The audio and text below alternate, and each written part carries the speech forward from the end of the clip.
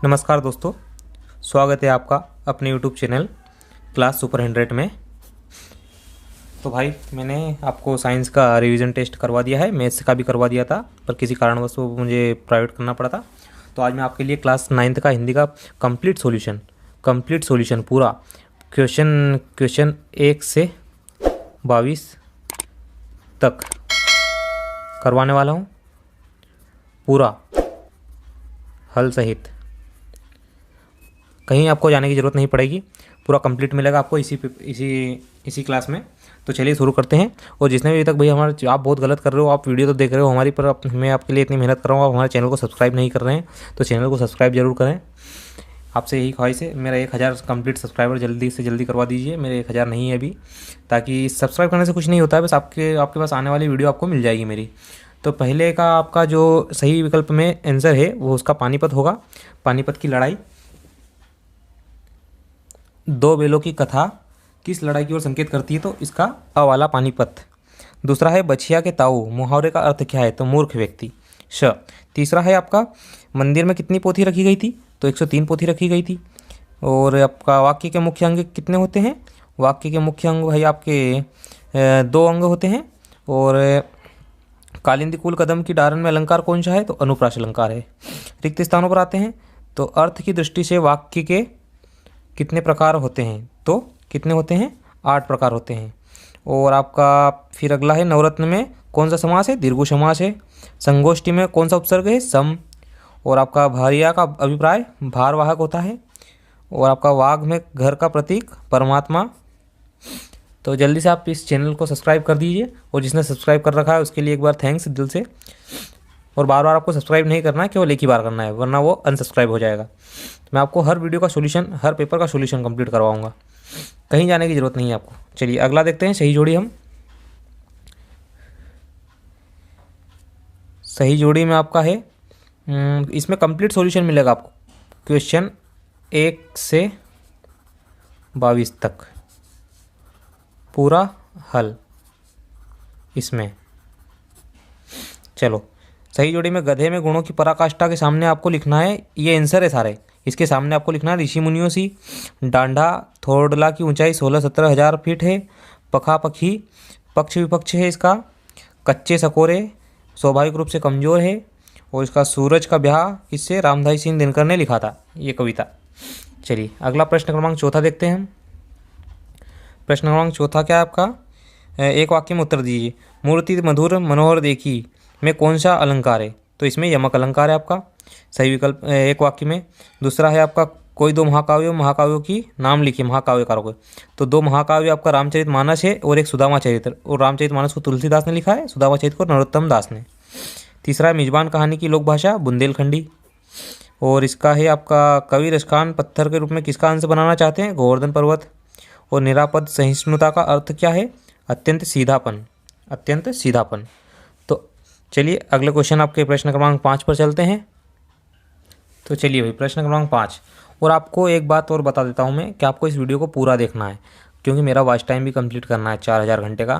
तो आप इस वीडियो को डाउनलोड ना करें, कृपया इसको ऑनलाइन देखें।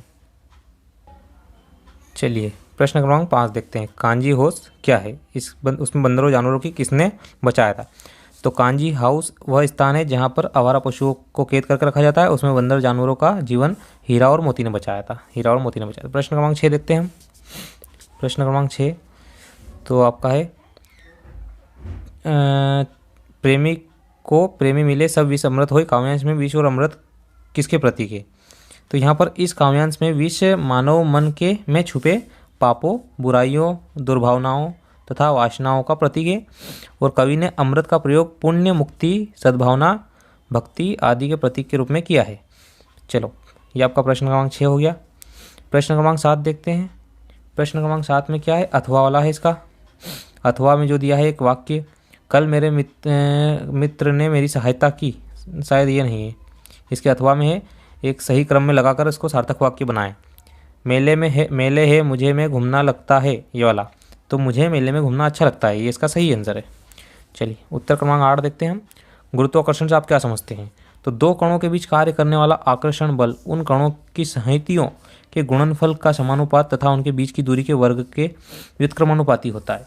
कणों के बीच कार्य करने वाला पारस्परिक आकर्षण को गुरुत्वाकर्षण तथा उसमें उत्पन्न बल को क्या कहते हैं? हम गुरुत्वाकर्षण बल कहते हैं। तो ये आपका गुरुत्वाकर्षण भी हो गया। ये आपका क्लास 9th की साइंस में मिल जाएगा आपको। प्रश्न क्रमांक 9 देखते हैं। इसमें मैंने पर्यायवाची शब्द ऊपर वाला क्वेश्चन किया है, अथवा वाला नहीं है। तो जल का पर्यायवाची नीर, बादल का घन, सूर्य का भास्कर और हवा का वायु।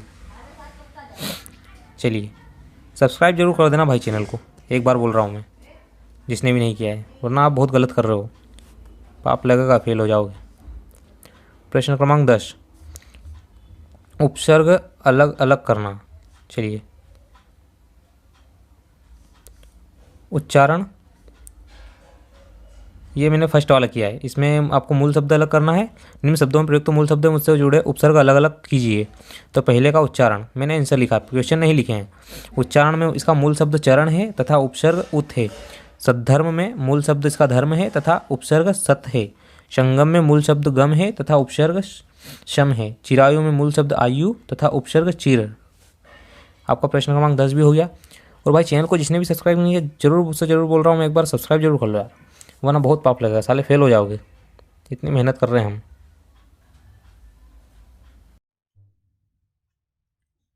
चलिए भाई प्रश्न क्रमांक 11 को देखते हैं। प्रश्न क्रमांक 11 में मुहावरे दिए हैं, मैं वो मुहावरे करवा रहा हूँ। फूलाना समाना, बहुत खुश हो जाना। प्रयोग क्या है? बेटे की नौकरी लगने पर भाई गुप्ता जी फूलेना समा रहे थे। खून पसीना करना, एक करना, अधिक परिश्रम करना। प्रयोग देखते हैं इसका। यह प्राय देखा गया है कि लोग खून पसीना करके कमाते हैं और बेटे सब नष्ट कर देते हैं।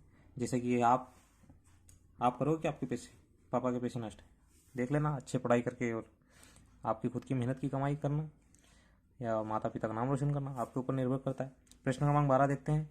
मैंने पहले कभी यह फिल्म नहीं देखी, इस पर हमें एक वाक्य बनाना है। ये दिया है, इससे मिलता जुलता। तो आज मैंने यह फिल्म पहली बार देखी, ये इसका सही आंसर है। भाई सब्सक्राइब जरूर कर देना चैनल को, एक बार जरूर बोल रहा हूँ, बहुत पाप लगेगा, साले फेल हो जाओगे सभी जिसने भी सब्सक्राइब नहीं किया बोर्ड परीक्षा में। प्रश्न क्रमांक 13 देखते हैं।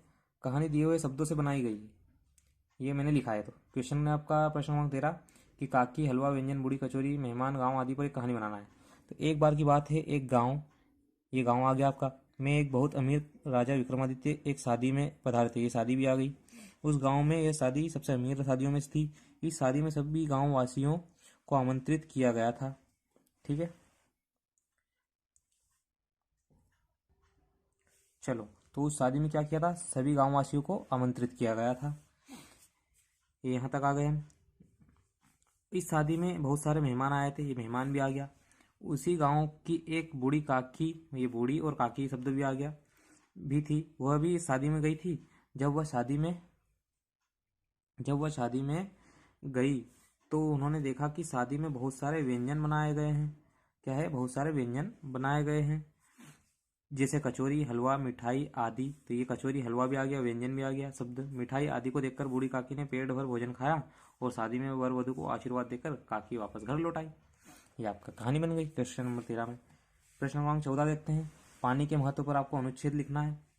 पानी के महत्व पर आपको अनुच्छेद लिखना है। सब्सक्राइब मैंने हर जगह लिख रखा है, सब्सक्राइब तो आपसे करवा कर रहा हूँ मैं।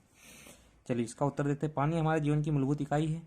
पानी हमारे शरीर के आधे से अधिक वजन को बनाता है। पानी के बिना दुनिया के सभी जीव मर सकते हैं। पानी केवल पीने के लिए ही नहीं बल्कि हमारे दैनिक जीवन के उद्देश्यों जैसे स्नान, खाना पकाने, सफाई और कपड़े धोने आदि के लिए भी आवश्यक है। जल में हाइड्रोजन के 2 अणु और ऑक्सीजन के 1 अणु से या परमाणु से मिलकर बनता है। जल की 3 अवस्थाएं होती है, ठोस, द्रव और गैस। पृथ्वी के लगभग 70% पर जल है। यदि हम मानव उपयोग से परे देखें तो हम क्या पाएंगे?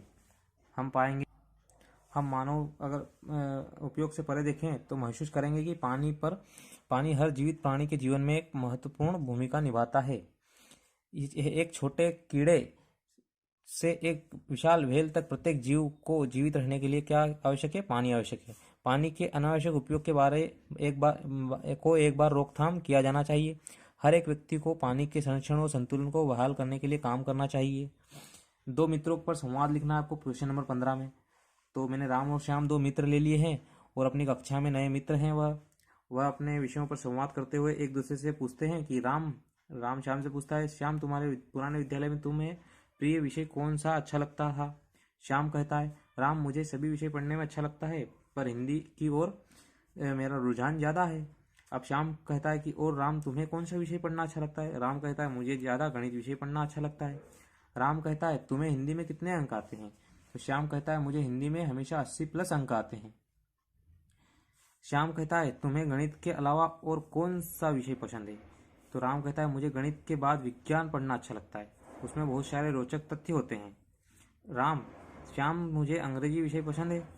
श्याम हाँ, पर मुझे वह कम समझ आता है। इस प्रकार राम और श्याम क्या करते हैं? राम और श्याम कुछ विषयों पर चर्चा करते हैं, करके अच्छे मित्र बन जाते हैं और वह इस साल विद्यालय में सर्वोच्च अंक प्राप्त करते हैं और प्रथम श्रेणी में उत्तीर्ण हो जाते हैं। यह आपका इसका आंसर था।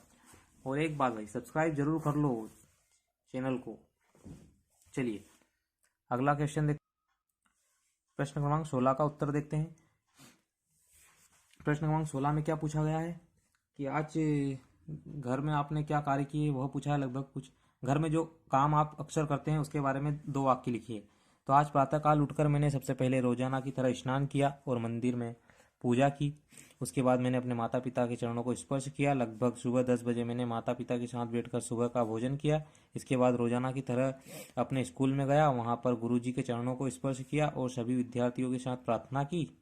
कुछ समय के बाद स्कूल से घर आने के पश्चात मैंने अपना स्कूल वर्क समाप्त करके अपने घर के पास के मैदान में 1 घंटे क्रिकेट खेलने गया, जैसे आप सभी खेलते हो भाई, क्रिकेट तो सभी खेलते हो। इसके पश्चात शाम को समय हाथ मुंह धोकर मैंने माता पिता के साथ तो रात्रि का भोजन किया और रात्रि के लगभग 10 बजे मैं अपने कमरे में सोने चला गया। कितनी ईजी था। आप भी यही लिख देना। चलो, और चैनल को सब्सक्राइब जरूर कर लेना। प्रश्न क्रमांक 17 देखते हैं। इसमें वही पूछा गया आपको, प्रेमचंद्र की क्या पूछी है? प्रेमचंद्र और 2 कवि दिए हैं, तो एक लिखना दोनों में से। प्रेमचंद्र जी अथवा राहुल सांक्रात्यायन जी का साहित्यिक परिचय निम्नलिखित बिंदुओं पर देना है। तो रचनाओं, भाषा शैली और साहित्य में स्थान, इन 3 बिंदुओं पर देना था। तो रचनाएं क्या है प्रेमचंद्र की? प्रेमचंद्र ऐसा लिखना आपको बीच में। उसके बाद रचनाएं गोदान, कर्मभूमि। और इनकी भाषा शैली देखते हैं। प्रेमचंद्र जी पहले उर्दू में लिखते थे, परंतु बाद में हिंदी लिखना आरंभ किया, इसलिए इनकी भाषा सरल, सीधी सादी, चुस्त तथा मुहावरेदार है। इनकी शैली मंजी हुई, स्वाभाविक एवं आकर्षक है। सरस और महाप्रभावपूर्ण शैली का प्रयोग इनकी कहानियों में अक्षर रोचकता प्रदान करता है। साहित्य में स्थान इनका अगर हम देखें तो हिंदी साहित्य जगत में प्रेमचंद्र जी एक श्रेष्ठ कहानीकार एवं उपन्यास सम्राट के रूप में जाने जाते हैं। ठीक है, और ये चैनल को सब्सक्राइब जरूर कर लेना, भूलना ही नहीं है। आज तो आपसे सब्सक्राइब लेकर ही रहूंगा मैं। प्रश्न क्रमांक 18 देखते हैं। साले आपने वीडियो सारे ने देखा है, मेरा पिछला वीडियो मैथ्स का और साइंस का, पर सब्सक्राइब बहुत कम आए मेरे पास। लगभग 10 से 15 हज़ार लोगों ने वीडियो देखा है, पर सब्सक्राइब के नाम पर 100 मेरे पास, 1000 सब्सक्राइबर भी नहीं हुए मेरे कंप्लीट। चले, प्रश्न क्रमांक 18 में मैं अथवा नहीं है, ऊपर वाला है। ऊंचे कुल का जन्मिया, जो करनी ऊंच न होई, सुवर्ण कलश सरा भरा, साधु निंदा होई। ये इसका मैं आपको संदर्भ, प्रसंग और भावार्थ बताऊंगा। संदर्भ आप अपने पाठ में देख लेना, जिस भी पाठ में मिला आपको ये, वो मिला नहीं है, वरना कुछ भी लिख देना यहाँ पर जरा सा, पाठ 11 वगैरह कुछ भी। प्रसंग देखते हैं। कवि ने कर्म को जीवन की मान्यता प्रदान की है। इसमें कवि ने कर्म को जीवन की मान्यता प्रदान की है। इसका भावार्थ देखते हैं। कबीरदास जी कहते हैं कि ऊंचे कुल में जन्म लेने वाला, जन्म तो ले लिया, लेकिन अगर कर्म ऊंचे नहीं है तो यह वही बात हुई जैसे सोने के लोटे में जहर भरा हो, इसकी चारों ओर निंदा ही होती है। चलिए, ये प्रश्न क्रमांक आपका 18 हो गया। प्रश्न 19 मुझे मिला नहीं है, तो आप उसको खोज लेना या खुद से कर लेना। आपके ये गद्य खंड में मिलेगा 1 से 2 पार्ट में। चलिए, प्रश्न क्रमांक 20 देखते हैं। इसमें मैं अथवा वाला करवा रहा हूँ। आपको मित्र प्रावीण्य सूची में प्रथम स्थान प्राप्त किया जिसने, उसको बधाई पत्र लिखना है। तो चलिए, प्रिय मित्र सुधाकर, इसका उत्तर प्रश्न क्रमांक 20 का। प्रिय मित्र सुधाकर, सप्रेम नमस्ते। आज दैनिक भास्कर में इंटरमीडिया का परीक्षाफल प्रकाशित हुआ। मेरे पास तुम्हारा अनुक्रमांक था ही। देखने पर बड़ी प्रसन्नता हुई कि तुम्हें प्रथम स्थान प्राप्त हुआ। मेरी ओर से बहुत बधाई, स्वीकार करो। मिष्ठान खाने और खिलाने की बहुत इच्छा बलवती हो रही है। आपकी तो नहीं हो रही खाने की, खाना हो तो आ जाना मेरे घर पर। अपने भावी कार्यक्रम से अवगत कराना, जो आप पढ़ाई आपके आने अगले साल में आप क्या विषय लेने वाले हो, कौन सी कक्षा में हो, कहाँ पर पढ़ने वाले हो। माताश्री और पिताश्री से मेरा चरण स्पर्श कहना। पत्रोत्तर की प्रतीक्षा में, वह पत्र के इंतजार में रहेगा। यहाँ बीच में आपको धन्यवाद लिखना है। तुम्हारा अभिन्न मित्र देवराज। चलिए, प्रश्न क्रमांक 21 देखते हैं। उससे पहले आप सब्सक्राइब कर लो यार। प्रश्न 21 क्या है, एक अपठित गद्यांश दिया है, उसके ऊपर पढ़कर उत्तर देना था। तो इसका एक पहले का उत्तर तो आपको मिलेगा नहीं, इसमें ये प्रश्न क्रमांक 21 के पहले का उत्तर, प्रश्न 1 का 21 में उत्तर में प्रश्न पहला है जो कि गद्यांश का उचित शीर्षक लिखिए, जीवन में कर्म की महानता, इसका शीर्षक है इस गद्यांश का। प्रश्न क्रमांक 2 का उत्तर है आंसर 21 में प्रश्न 2 का उत्तर है ये, ठीक है। मनुष्य किस कारण श्रेष्ठ माना गया है, मनुष्य कर्म के कारण श्रेष्ठ माना गया है। तीसरा है इसमें यह संसार किस आधार पर टिका है, यह संसार कर्म करने वाले मनुष्य के आधार पर टिका है। चौथा, देवता किससे ईर्ष्या करते हैं, देवता मनुष्य के कर्म को देखकर उनसे ईर्ष्या करते हैं। पांचवा क्या है, इस पृथ्वी पर ईश्वर प्रदत्त वरदान क्या है, इस पृथ्वी पर ईश्वर प्रदत्त वरदान मनुष्य है, क्या है, मनुष्य। और ये चैनल को सब्सक्राइब और शेयर जरूर कर देना लास्ट में, और आपको मैं निबंध करवाने वाला हूँ इसमें। चलिए कौन सा निबंध करेंगे देखते हैं हम। चलिए प्रश्न 22 का आंसर है ये जल संरक्षण, आपका प्रश्न 22 है।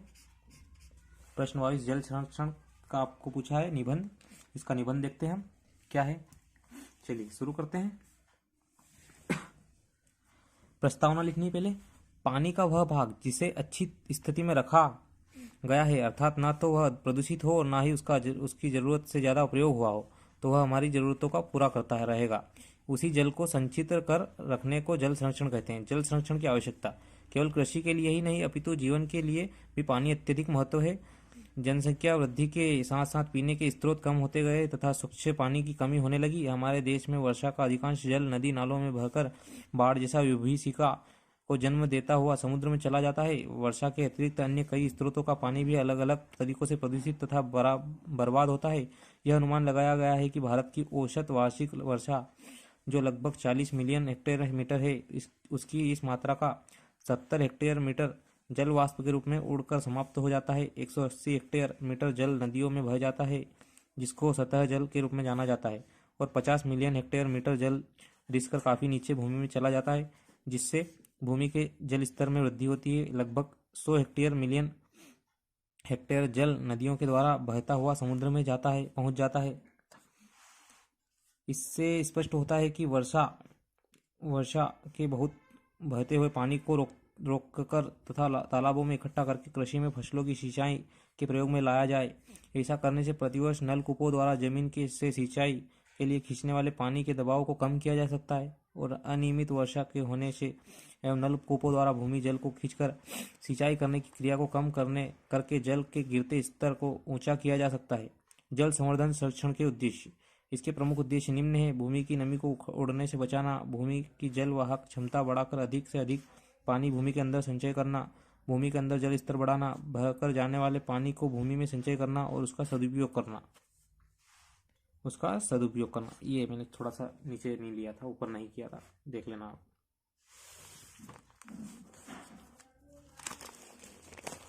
चलिए जल संरक्षण के तरीके देखते हैं। जल संरक्षण के तरीके, सिंचाई की विधियां। ड्रिप सिंचाई एवं बौछारी सिंचाई करके पानी के अपव्यय को रोका जा सकता है।